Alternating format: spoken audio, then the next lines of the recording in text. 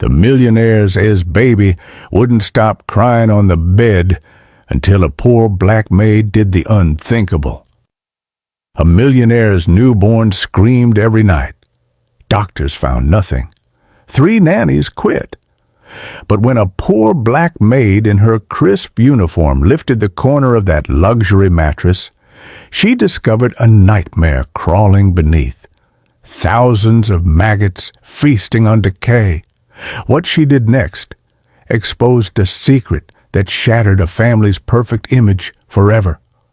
Before we dive in, let us know in the comments, what time is it and where are you watching from?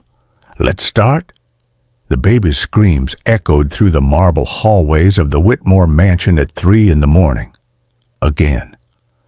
Maya pressed her palm against the bedroom door, her black maid's uniform still crisp despite the late hour, the white apron tied neatly at her waist. At 29 years old, she'd worked in this house for 6 months, and she'd never heard anything like this. The crying was different tonight, raw, desperate, almost primal. "Maya!" Victoria Whitmore's voice cut through the hallway. The millionaire appeared in her silk robe, her face tight with exhaustion and something else. Anger, maybe, or fear. "Why is he still crying? You're supposed to handle this." "Mrs. Whitmore, I've tried everything." "I don't pay you to try. I pay you to succeed." Victoria's diamond earrings caught the chandelier light as she turned away. "My husband has an important meeting in 4 hours. Make it stop." Maya entered the nursery, her heart sinking at the sound.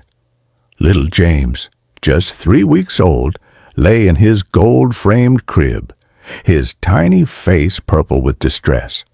His naked body thrashed against the pristine white sheets, and Maya noticed something she hadn't before, red marks along his back. She lifted him gently, cradling him against her chest. "Shh, baby boy, I'm here. I've got you." But James didn't calm. If anything, his cries intensified. Maya had been a nanny before becoming a maid. She knew babies. She knew their different cries, hunger, discomfort, fear. This wasn't any of those. This was agony. She'd watched Victoria and Richard Whitmore bring their son home from the hospital 2 weeks ago. They'd hired 3 different nannies in that time. Each one quit within days, claiming the baby was impossible or colicky beyond help. That's when they'd asked Maya to add childcare to her duties, promising a small raise she desperately needed to send back to her mother in Georgia. The pediatrician had visited twice. "Some babies just cry more," he'd said with a dismissive shrug. "Colic? He'll grow out of it." But Maya didn't believe that anymore. She paced the room, bouncing James gently, studying every inch of the nursery. Everything looked perfect.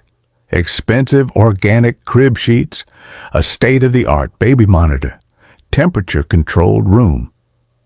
Yet, something felt wrong. She'd noticed it before. The way James would calm in her arms only to scream the moment she laid him back down.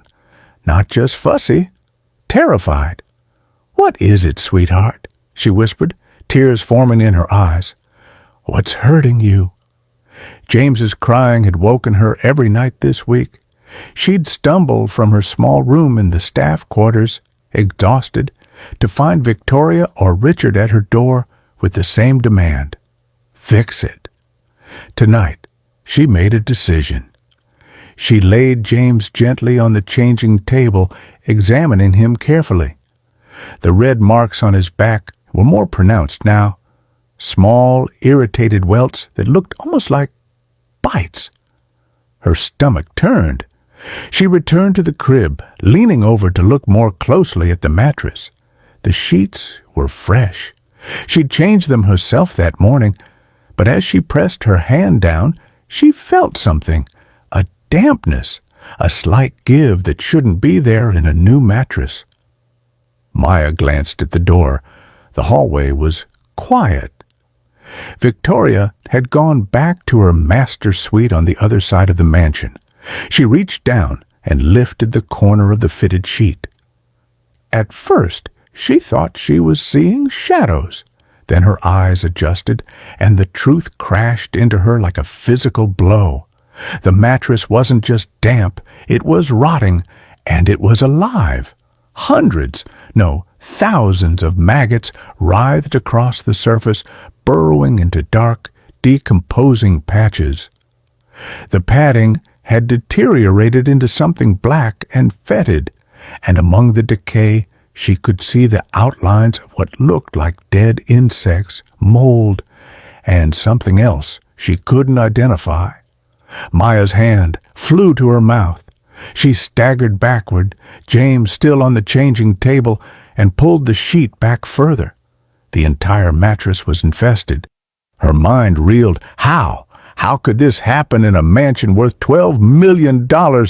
How could a baby, a newborn baby, be sleeping on something that looked like it had been rotting in a basement for years? She looked at James, now whimpering softly, his little body covered in those red welts. Bites from whatever was living in that mattress, from maggots crawling across his skin every time he was laid down to sleep. Rage and horror flooded through her in equal measure. She grabbed her phone from her apron pocket and took photos. The mattress, the infestation, James's back. Then she lifted James back into her arms, holding his naked body protectively against her chest, feeling his tiny heartbeat against hers. "No more," she whispered, tears streaming down her face. "I've got you now. No more." But as she turned toward the door, she froze. Victoria stood in the doorway, her face pale in the low light. And from the expression on her face, Maya realized something that made her blood run cold. Victoria knew. She'd always known. "Put my son down." Victoria's voice was ice. Maya held James tighter, her uniform pressing against his warm skin. "Mrs. Whitmore, this mattress, it's full of maggots. It's rotting. He's been sleeping on—" "I said put him down. He's covered in bites. He's been in pain this whole time." Maya's voice broke. "How could you not? You have no idea what you're talking about." Victoria stepped into the room, her silk robe flowing behind her. "That's a $1,500 mattress. Organic, hypoallergenic. Look at it." Maya gestured with her free hand at the exposed corner where the maggots continued their grotesque dance under the nursery's soft lighting. "Look at what your baby has been sleeping on." Victoria's eyes flicked to the mattress, and for just a moment, something cracked in her perfect facade. Guilt? Shame? But it disappeared as quickly as it came. That's impossible. We bought it new, from the best store in the city." "When?" Maya demanded. "When did you buy it?" Victoria's silence was answer enough. Maya's mind raced back through the conversation she'd overheard while cleaning. Victoria complaining about the cost of the nursery renovation. Richard snapping at her about unnecessary expenses when she was 7 months pregnant. The tension between them that hung in the mansion like smoke. "You didn't buy it new," Maya said slowly, the pieces falling into place. "You got it second-hand, used." Richard said it was a good deal. A friend was selling furniture and—" Victoria's perfect composure was crumbling. "It looked fine. It was barely used," he said. "Barely used?" Maya's voice rose. "Mrs. Whitmore, this mattress is rotting from the inside. It's been wet. Probably water damage, and now it's full of maggots and God knows what else. Your son has been sleeping on decay." James whimpered against her chest, and Maya felt his tiny fingers curl into her uniform. "I didn't know." Victoria's voice was barely a whisper now. "I thought—" Richard handles the furniture. He said it was fine. I was so tired after the birth and everything was so expensive, and he kept saying we needed to cut costs somewhere. Cut costs? Maya couldn't believe what she was hearing. You live in a $12 million mansion. You have a chandelier in every room, and you put your baby on a rotting-infested mattress to save money?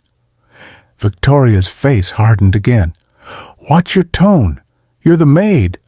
No. Maya's voice was steel. I'm a human being, and right now I'm the only person in this house protecting this child. She walked past Victoria, heading for the door. Where are you taking him? Away from that crib, away from that mattress. Maya turned back, her dark eyes blazing. And if you try to stop me, the photos on my phone go to Child Protective Services tonight. Victoria's face went white. You wouldn't. Watch me. Maya carried James down the hallway to her small room in the staff quarters. It wasn't much. A twin bed, a dresser, a window overlooking the service entrance. But it was clean. Safe. She laid James on her bed, surrounded by pillows so he wouldn't roll, and grabbed every soft towel she had. She created a makeshift nest, warm and protected, and placed him gently in the center. For the first time in hours, James began to settle. His cries softened to whimpers, then to soft breathing. Maya sat beside him, her hand on his tiny chest, watching him finally find peace. She didn't sleep. She just watched over him. This baby boy who'd been suffering in silence while everyone around him ignored his pain. At 6 a.m, her door burst open. Richard Whitmore stood there, his business suit already on, his face purple with rage. What the hell do you think you're doing with my son? Maya rose slowly, positioning herself between Richard and the bed. Protecting him? Victoria told me about your accusations. You're fired. Get out of my house. Not without calling CPS first.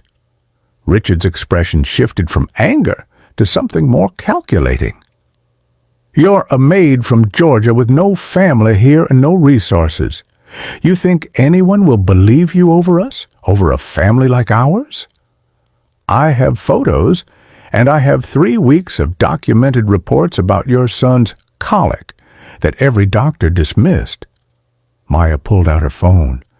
I also have photos of his back. Those are bite marks from insects, from the mattress you bought him. Richard's jaw clenched. That was a mistake. Victoria told me it was new when you bought it from some friend for cheap, without checking, without caring. Maya stepped forward. Your son has been tortured every night because you wanted to save a few $100s. The words hung in the air between them. Behind Richard, Victoria appeared, her eyes red from crying. Richard, she's right. Look at him. He's sleeping, actually sleeping. Richard looked at his son, peaceful in Maya's bed, and something in his face broke. I didn't know, he said quietly. I thought the doctor said colic. I thought it would pass. You didn't check, Maya said. You didn't look. You were too busy with your meetings and your reputation to see what was happening to your own child. The silence stretched long. Finally, Victoria spoke. What do we do now? Maya looked at them both, these wealthy, powerful people who'd been brought low by their own negligence. Now? You burn that mattress. You have James checked by a real pediatrician, not one who dismisses his pain. You treat those bites. And you decide what kind of parents you want to be. Richard nodded slowly. And you? Will you stay? Maya looked down at James, this tiny, innocent life who'd suffered because the people who should have protected him had failed. I'll stay until I know he's safe. But things change. I'm not just the maid anymore, I'm his advocate. And if I ever see anything like this again, she held up her phone, these photos go public. Victoria began to cry again, but this time Maya saw something real in those tears. Remorse, shame, maybe even love. "Thank you," Victoria whispered. "Thank you for caring when we didn't." Maya didn't respond. She simply sat back down beside James, her hand returning to his tiny chest, feeling the steady rhythm of his heartbeat. Outside the window, the sun began to rise over the mansion's manicured grounds. The beginning of a new day, and for James, finally, a chance to sleep without pain. If this story shook you, imagine how many children suffer in silence while those around them look away. Maya's courage saved a life. Your share could spread awareness. Hit subscribe, turn on notifications, and comment what you'd do in her place.